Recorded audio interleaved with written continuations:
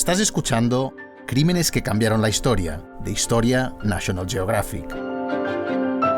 Os habla Víctor Lloret. Hoy vamos a hablar de la muerte del Che Guevara, gran icono de la izquierda revolucionaria y la contracultura, cuya ejecución lo elevó a la categoría de leyenda.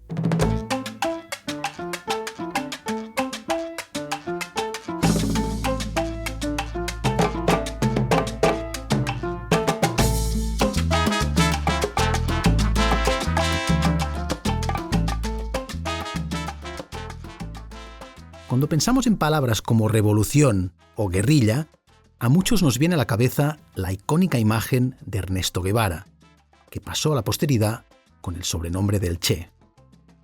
Esa foto, tomada por Alberto Korda en La Habana el 5 de marzo de 1960, cuando Guevara tenía solo 31 años, se convirtió en el símbolo de la juventud revolucionaria, que mira al futuro con esperanza. La imagen también quedó asociada para siempre al triunfo de la Revolución cubana liderada por Fidel Castro, contra la dictadura de Fulgencio Batista, tanto que sigue siendo omnipresente en la Cuba actual. Si Cuba fue el escenario de una foto que simbolizaba el triunfo de la Revolución, las últimas imágenes de Ernesto Guevara mostraban su cruel reverso. 9 años después de la foto de Korda, Mark Hutton capturaba el cuerpo del Che yaciendo sin vida, en un camastro en el hospital de Valle Grande, en Bolivia. Con su muerte se esfumaba la posibilidad de repetir en Bolivia lo que el Che había conseguido en Cuba, pero perduró como imagen del guerrillero de la convulsa década de 1960.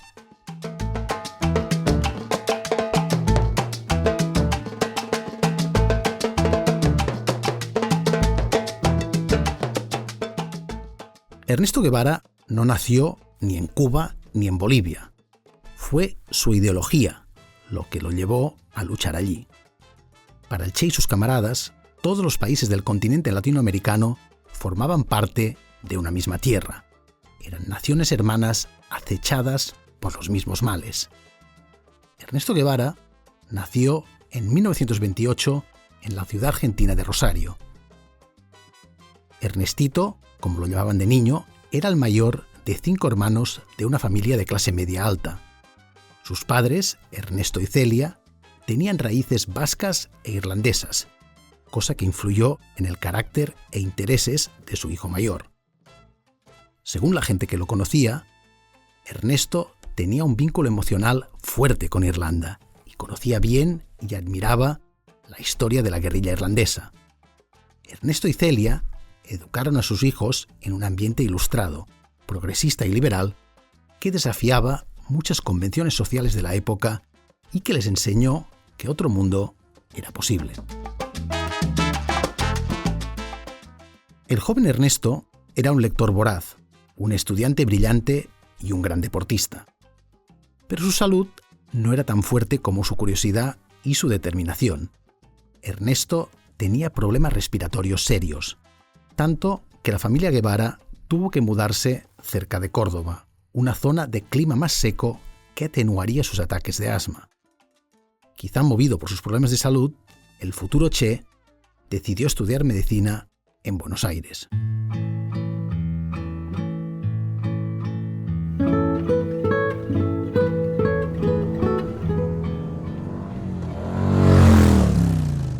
Durante su época de estudiante, Ernesto se embarcó en varios viajes a lo largo y ancho de América Latina, que dejó documentados en sus blogs de notas, publicados póstumamente bajo el título Diarios de motocicleta. Primero, viajó él solo al norte de Argentina. Su humilde medio de transporte era una bicicleta con un motor instalado. Más adelante, recorrió toda Sudamérica, subiendo hasta Miami con su amigo Alberto Granado.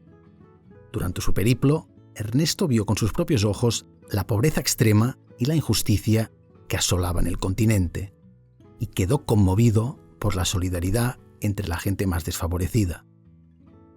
En la selva amazónica trabajó como voluntario en una colonia de leprosos.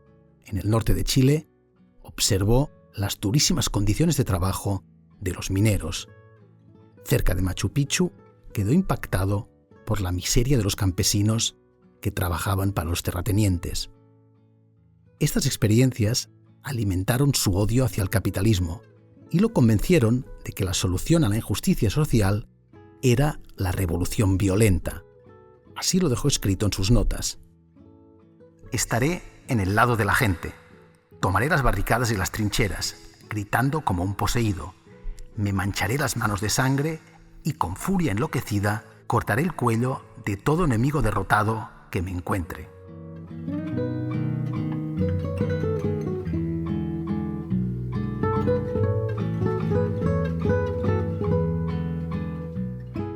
El contacto directo de Ernesto con la pobreza, la explotación, la enfermedad y el sufrimiento marcó un antes y un después en su despertar político y social. Y fue también durante estos viajes cuando empezó a pensar en América Latina como un todo, un tapiz de tierras hermanas esclavizadas por el capitalismo extranjero. En su primer discurso, el día que cumplió 24 años, lo explicó así. Después de este viaje, creemos más firmemente que nunca que la división de América Latina en nacionalidades ilusorias e inciertas es completamente ficticia. Incluso antes de emprender sus viajes por América Latina, Ernesto miraba con suspicacia a Estados Unidos. El gobierno norteamericano nunca había dudado en manipular la situación política de los países latinoamericanos que emprendían reformas que estos consideraban nocivas para sus intereses.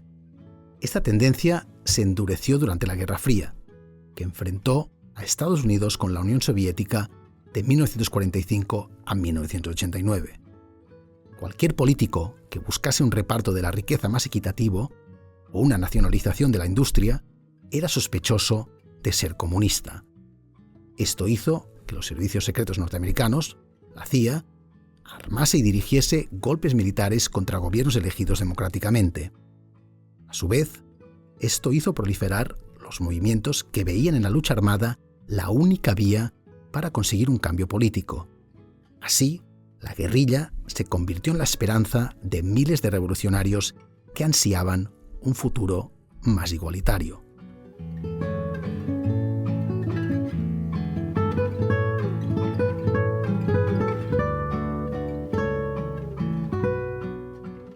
Ernesto Guevara se licenció en medicina en 1953 y puso rumbo a Guatemala.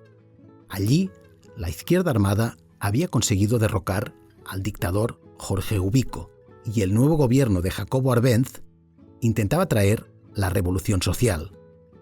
Cuando el régimen de Arbenz se vio amenazado por un intento de golpe de Estado, Ernesto participó en su defensa, pero fue en vano. El sueño de una Guatemala revolucionaria y de izquierdas se desvanecía.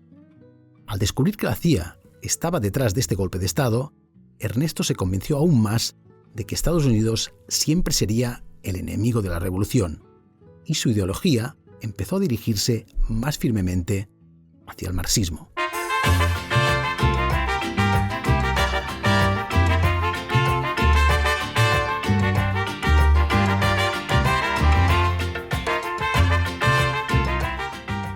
Al dejar Guatemala, Ernesto viajó a México, donde se casó con Hilda Gaeda y conoció a los hermanos Castro. Por cierto, en esta época, Ernesto ya era conocido como el Che. Sus compañeros de lucha le habían puesto este apodo en Guatemala, por su acento y sus manierismos argentinos. Los cubanos Fidel y Raúl Castro se habían exiliado en México huyendo de la dictadura de Fulgencio Batista y estaban planeando una sublevación armada para derrocarla e instaurar un gobierno popular. Estás escuchando Crímenes que cambiaron la historia, un podcast original de Historia National Geographic que ofrecemos antes que nadie a nuestros suscriptores. Si todavía no lo eres y quieres disfrutar en primicia de los nuevos capítulos, entra ahora en historiang.es/crímenes y suscríbete. Fidel causó una impresión muy profunda en el Che. Le parecía un hombre extraordinario y compartía con él su optimismo y sus ansias de luchar por unos ideales de justicia. Al Che no le costó mucho convencerse para unirse al movimiento 26 de julio, la organización armada creada por los hermanos Castro para echar abajo el régimen opresor de Batista. La revolución se estaba gestando.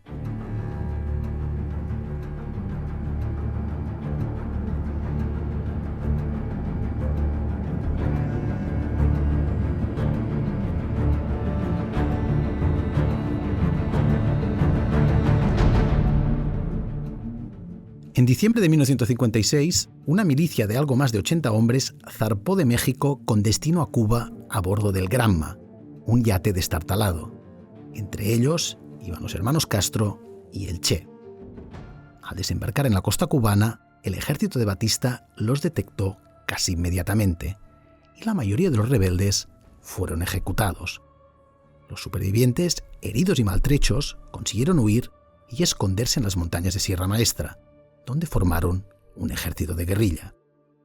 Los campesinos locales y la guerrilla urbana les ayudaron a subsistir en condiciones muy duras, amenazados por la insalubridad, los mosquitos y la baja moral. Allí, el Che quedó impresionado por la pobreza y el analfabetismo imperantes e intentó mejorar la vida de la población local. Abrió hornos de pan y clínicas médicas y montó talleres y escuelas. En lo militar, el Che se convirtió en una pieza fundamental del grupo. Aunque inicialmente su papel era el de médico de la milicia, aprendió a utilizar armas y demostró su valentía y su capacidad de liderazgo. Poco a poco entró en el círculo de confianza de Fidel Castro y se convirtió en comandante de su ejército.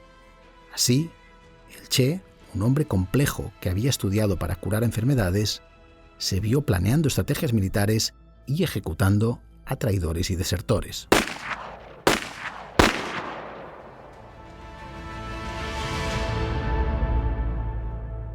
Según Jorge Castañeda, biógrafo del Che, la dinámica entre Fidel Castro y él era intensa. Fidel era impulsivo, emocional, optimista y luchaba solo por Cuba. Ernesto era reflexivo, frío, escéptico y de pensamiento internacionalista. Según este biógrafo, sin Ernesto Guevara, Fidel Castro quizá nunca hubiese sido comunista, y sin Fidel Castro, Ernesto Guevara quizá nunca hubiese sido más que un teórico marxista, un intelectual idealista. Unos años después, la revista Time definiría al Che como el cerebro de Castro, y lo cierto es que su liderazgo e inteligencia fueron decisivos para alcanzar la victoria en Cuba.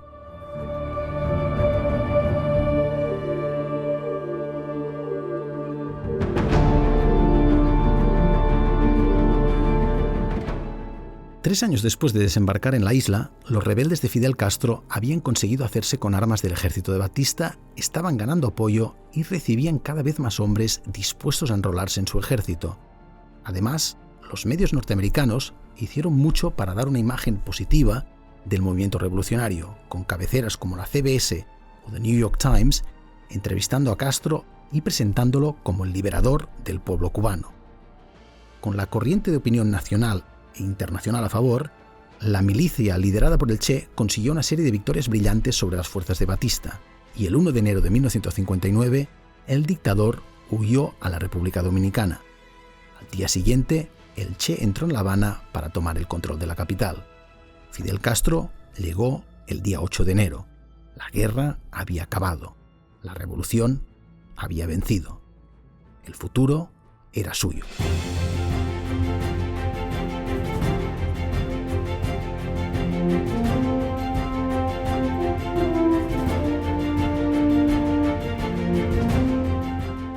En el gobierno de Fidel Castro, el Che Guevara mantuvo la posición prominente que había tenido en la guerrilla, pero también continuó encargándose de la parte más brutal de la revolución. El Che estuvo varios meses al mando de la cárcel de La Cabaña. Allí, cientos de personas consideradas enemigas de la revolución fueron ejecutadas bajo sus órdenes. Más adelante, el Che fue nombrado director del Departamento de Industrialización del Instituto Nacional de Reforma Agraria, ministro de Industria y presidente del Banco Nacional. También hizo de representante de Cuba en misiones comerciales en el extranjero y se hizo famoso en el mundo occidental por su oposición al imperialismo, al neocolonialismo y a la política exterior de Estados Unidos. En el plano personal, el Che se convirtió en ciudadano cubano, se divorció de su esposa y se casó con Aleida Marc, una militante revolucionaria a la que había conocido en la guerrilla. Pero el poder no hizo que el Che se acomodase en los privilegios de su posición. Al contrario, en muchos sentidos, el Che encarnaba la idea del nuevo ciudadano socialista que buscaba el bien común antes que el beneficio personal. Trabajaba horas interminables, a veces hasta dormía en la oficina, y pasaba días libres trabajando en una plantación de azúcar que había organizado para promover el voluntariado. Como ministro de Fidel Castro, insistió en alejar a Cuba de Estados Unidos y acercarla a la Unión Soviética, pero este movimiento no le salió gratis. Como consecuencia, Estados Unidos empezó a imponer sanciones económicas a Cuba. Esto causó estragos en la economía cubana y tensó las relaciones entre el Che y sus camaradas del gobierno. En 1962, durante la crisis de los misiles, los soviéticos retiraron sus misiles de Cuba sin consultarlo antes con los líderes cubanos. El Che sintió esta jugada como una traición de los soviéticos y, desencantado, empezó a buscar el apoyo y el ejemplo del líder de la República Popular China, Mao Zedong.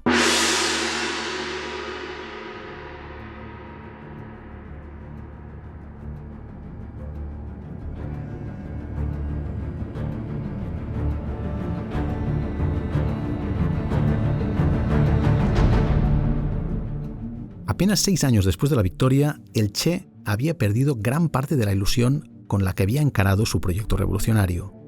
Cuba dependía demasiado de la Unión Soviética y el gobierno de Estados Unidos continuaba intentando meterse en los asuntos de Estado cubanos. Esta no era la Cuba por la que Ernesto había luchado. Así que en 1965, Fidel Castro anunció que el Che Guevara había escrito una carta de despedida y se había ido a luchar contra el imperialismo a otros países en desarrollo. El sueño cubano del Che había llegado a su fin. Durante los 2 años siguientes, el Che estuvo en paradero desconocido. Más adelante, se supo que había viajado a la República Democrática del Congo, con otros guerrilleros cubanos, para ayudar a la guerrilla congoleña que luchaba en la guerra civil del país. Pero la misión fue un fracaso. Más tarde, el Che puso rumbo a Tanzania y luego a Praga. Aunque en esta época renunció a su pasaporte cubano, volvió a la isla brevemente, antes de irse a Bolivia por recomendación de Fidel Castro. Este sería el último viaje del Che.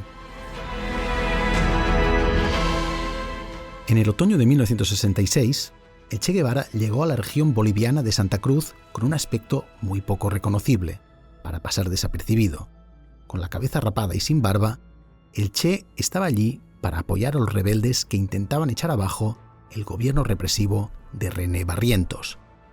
El Che creó y lideró una milicia que inicialmente consiguió algunos éxitos militares, pero que sufrió la persecución constante de las tropas bolivianas.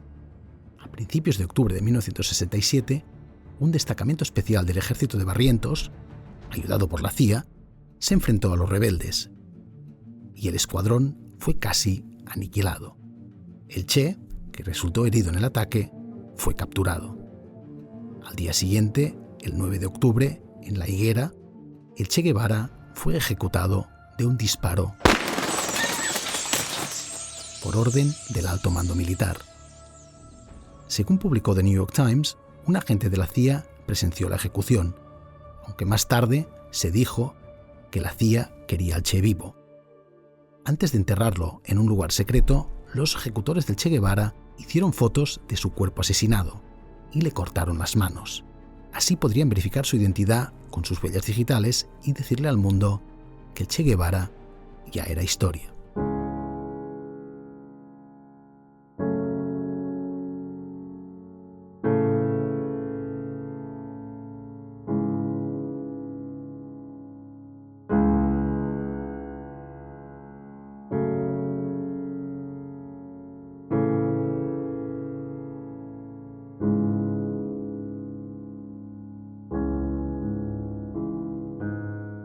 En 1997 se descubrió una fosa común cerca de Valle Grande, en Bolivia Central, con 7 cuerpos enterrados. Los restos se identificaron y las pruebas hablaron. Eran los cadáveres del Che y de 6 compañeros de guerrilla. Los cuerpos fueron trasladados a Cuba y enterrados en un memorial grandioso en Santa Clara, en el 30 aniversario de la muerte del Che. En 2007, 2 periodistas cuestionaron la autenticidad de los restos, pero el gobierno cubano refutó las críticas, respondiendo con las muestras científicas tomadas en 1997. Cuba por fin había recibido a su héroe revolucionario y nadie se lo iba a volver a quitar.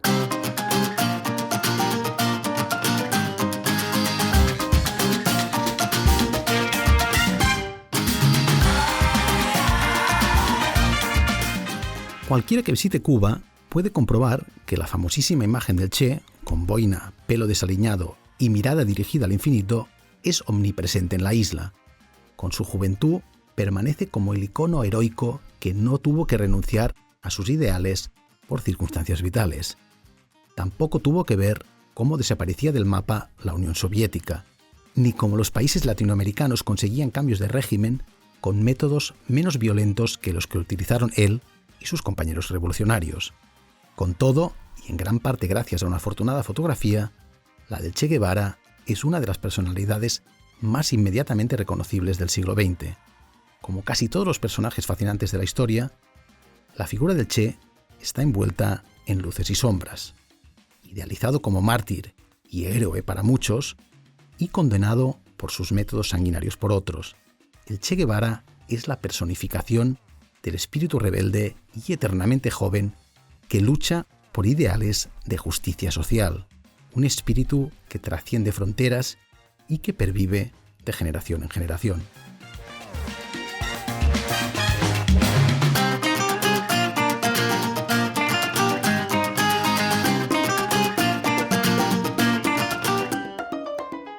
Crímenes que cambiaron la historia es un podcast dirigido, escrito y locutado por Víctor Lloret, con la colaboración de Alicia Burton en el guión y 1811 Studio en la edición y postproducción.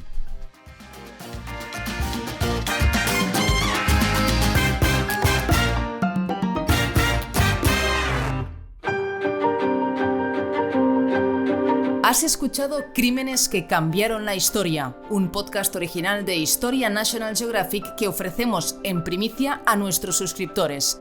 No olvides seguir nuestro podcast en tu plataforma de audio favorita para estar al día de los nuevos episodios. Si te ha gustado el podcast y quieres ser el primero en escuchar los nuevos capítulos, suscríbete. ¿Sabías que Hiram Bingham, quien descubrió Machu Picchu, fue financiado por National Geographic? Gracias a nuestros suscriptores, la National Geographic Society apoya un gran número de expediciones e investigaciones de diversa índole. Suscríbete ahora en historiang.es/crímenes.